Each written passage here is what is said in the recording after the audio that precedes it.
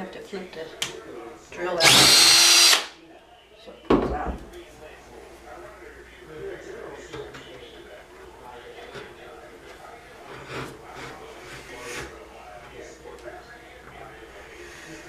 Oh, it's tough.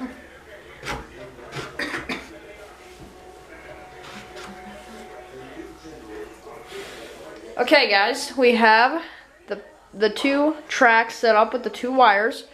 It's very simple. All I do is put them down, put these two rail joiners at the ends here together, and take these wires and put them down through the holes, like so. Just put them all the way through.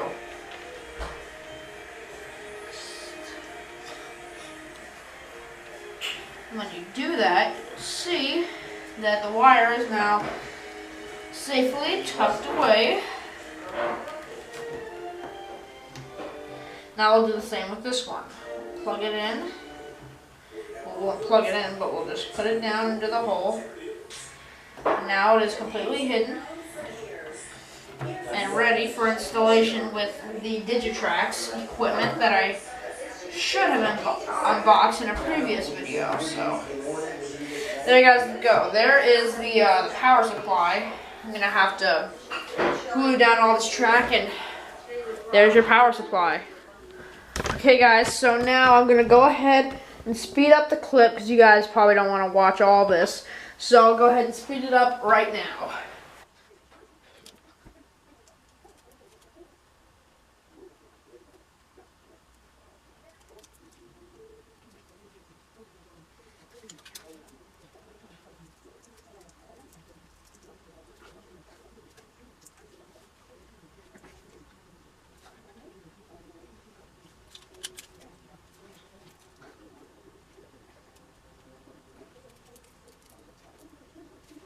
Okay guys, so what I just did was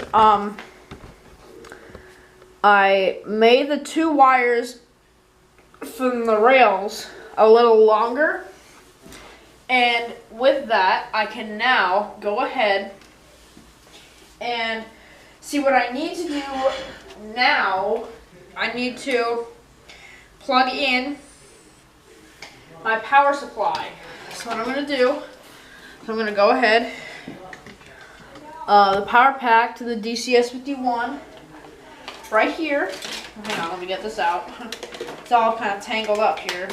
Alright, so right here, this goes into the wall. Right about there. Should work. Then you also take this, plug it in like that, so that's all snug in there. You take this and plug it into the back. So now it is on. So then what you're going to do is you're going to take your LocoNet cable and you're going to plug it in to the back of the DCS51. And then you're going to take that and take the other end of the LocoNet cable and plug it into the back, one of the two labels on the back of the UR92 universal receiver. So then you'll take your UR92. I'm just going to put mine right here just for the heck of it, because it really doesn't matter. Then you have your power supply for your UR92. You take that, you plug it into the side of the UR92, and that it is now complete. I'm going to unplug it for a second because what I need to do is go ahead and take this, put this down so it has something to sit on. Oh boy, this is hard. Not gonna lie. So we take these, and rail A and rail B, we put these in just like so, and put them in. When you do that, we have the screws on the top that you're going to take. Let me get my screwdriver where to put it, right here. And you're going to tighten these so the wires are secure. Secure those.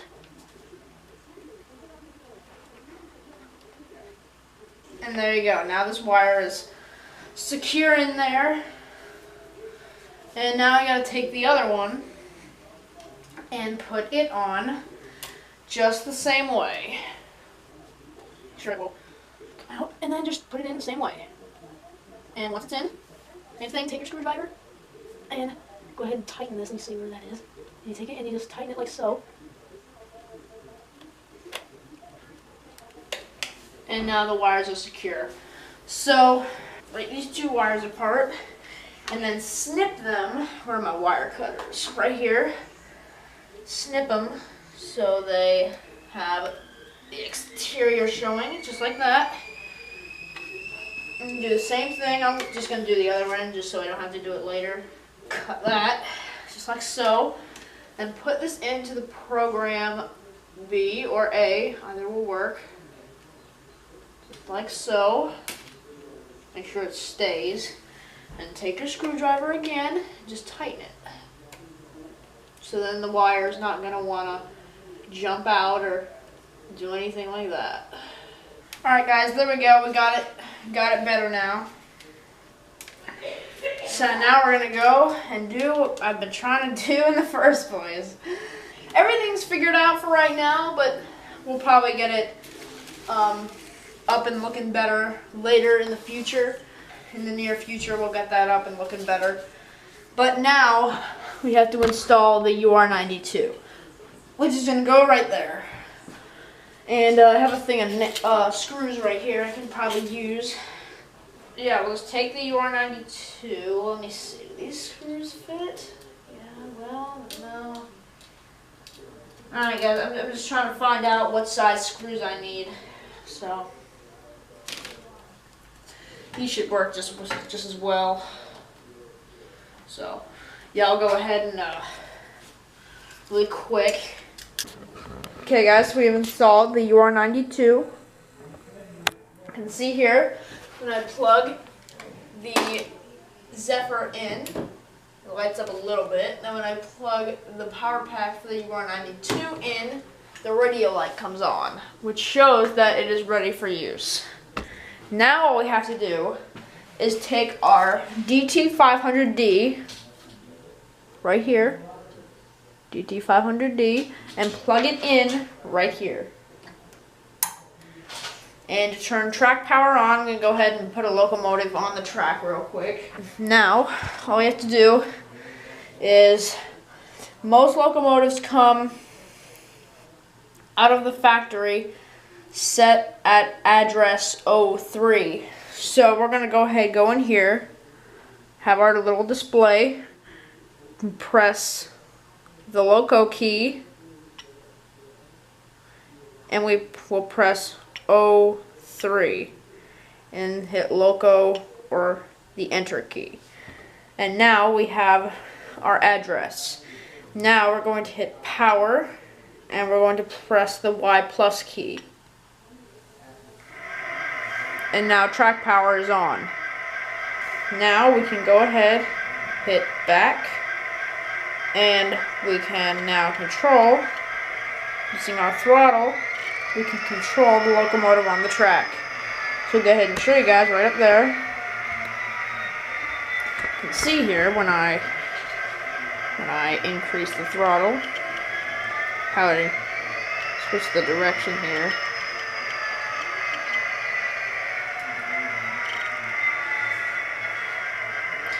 So we have my locomotive. We have the number 1 key, which is the bell.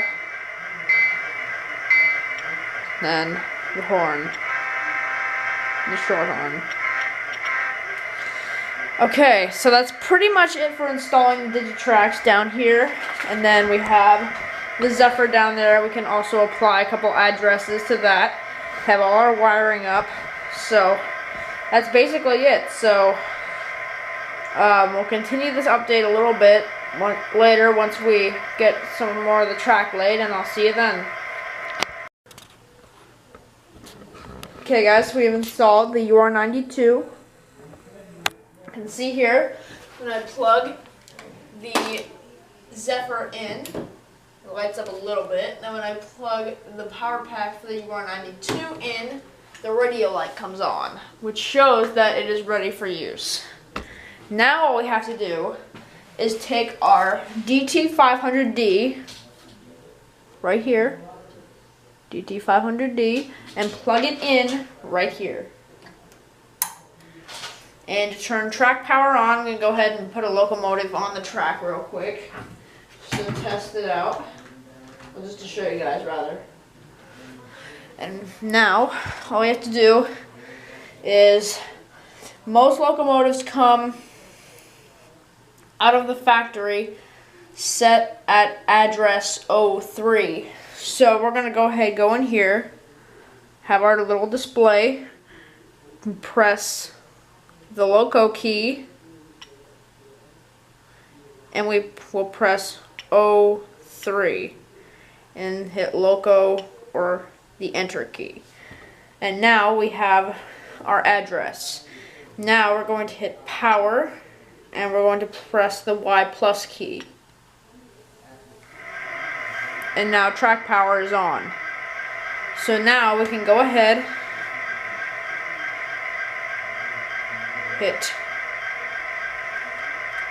now we can go ahead, hit back, and we can now control, using our throttle, we can control the locomotive on the track.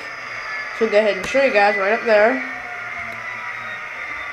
can see here when I increase the throttle, how I switch the direction here.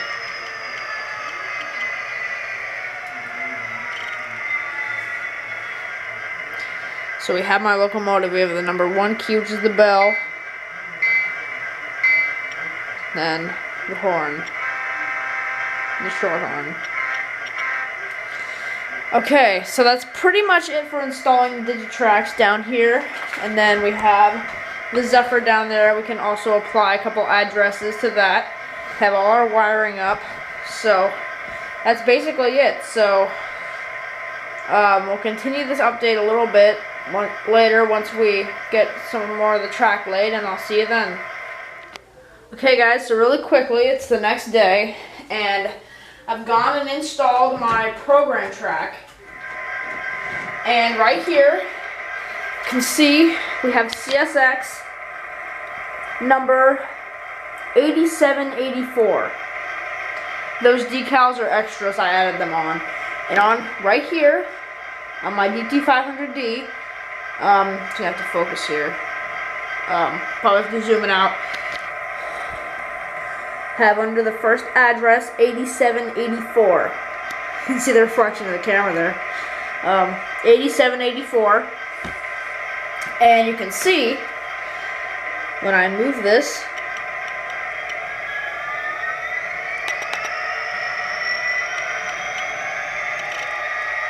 and right here you'll notice that I'm not plugged in. With a 9-volt battery in the back, I can now run wirelessly. And now when you get this, you can't just put in the engine number and run it like this. That's why you need a program track. So something special I'm going to do real quick. I'm going to program a locomotive for you guys. This is special, a little special for Orange and Green Line Productions. My Seaboard Airline Alco RS3 number 1633, right here. So don't worry, it's still here. We're going to go ahead and program it. Now obviously 8784, it's not going to move anything, taking it off the track. So you can't just put in 1633, so I'm going to select the other side, press loco, and since most locos come out of the factory with address 03, we're going to go ahead and put in 03. And hit loco or enter 03. You can see in the background there, yet the locomotive begins to move. Now to program this address to 1633, we're going to use the program track. So go ahead, switch the direction, and you can see over here, I hooked up the wires to the program track. Now this part's still drying, so I can only use this part. You can see I have 2 insulated rail joiners. That's sorry for the blurriness. It separates the actual track from the program track. So I'm going to go ahead and back the 1633 into the program track.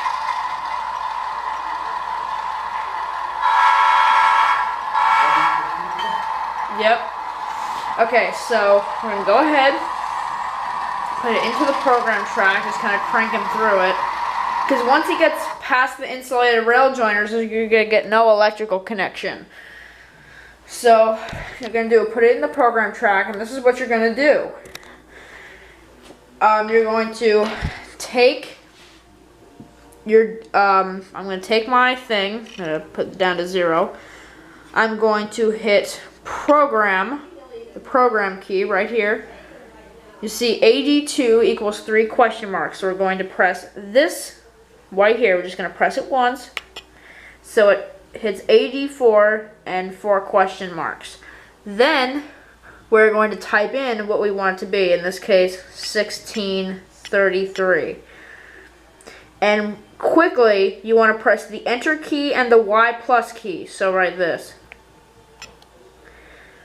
So quickly, and then you press Exit to exit program mode. And we're going to go ahead and push the locomotive back onto our electrical track.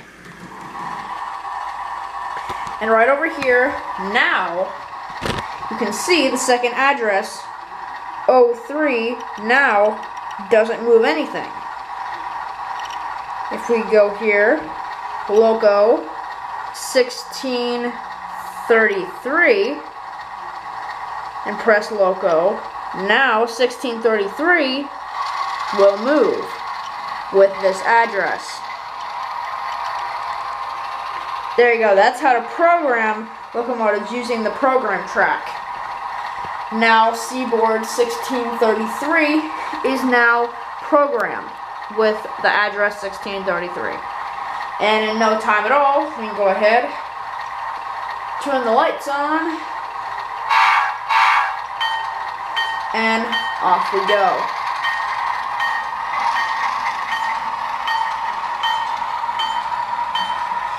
So there you go. That's how you program locomotives using a program track and a DT500D. And you can see here that on here, just to show, we have 2 addresses. 8784 and 1633. So if I go ahead and put 8784 back on the track, we can see here, we go ahead and turn 1633, we can move 1633 independently. And move this one independently.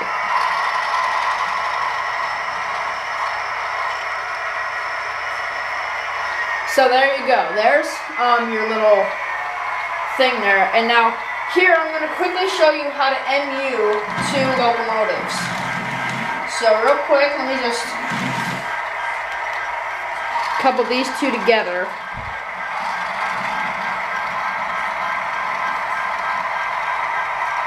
Okay, so that's 1633 coupled to 8784.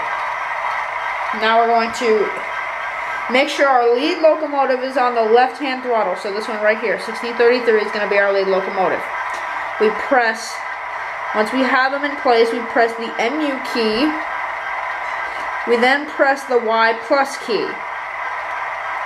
And you will see a small CN, which means this locomotive, 8784, has been consisted to 1633. So if we turn this throttle, both locomotives will now move.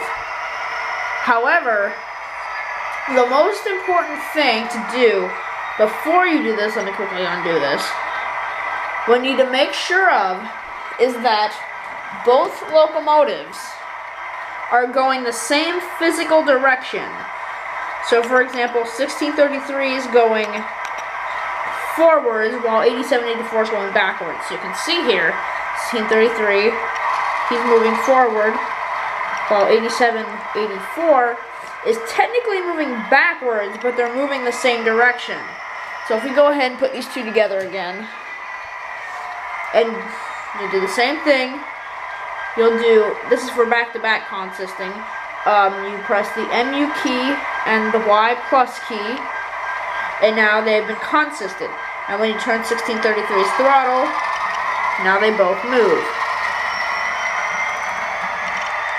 And there is how you consist using the DT500D throttle. It's the same exact thing for the DT402, DT400, all those other throttles. I'm just showing you that I've been using the DT500D. So same for getting rid of a consist. You press MU, but this time you press the N minus key. And now you can see that the two locomotives are now separate again. And 8784 can be controlled on its own and can no longer be controlled by the top locomotive. So there's how to consist using the DT500D throttle. So there's how to use your program track and consist using the DT500D throttle.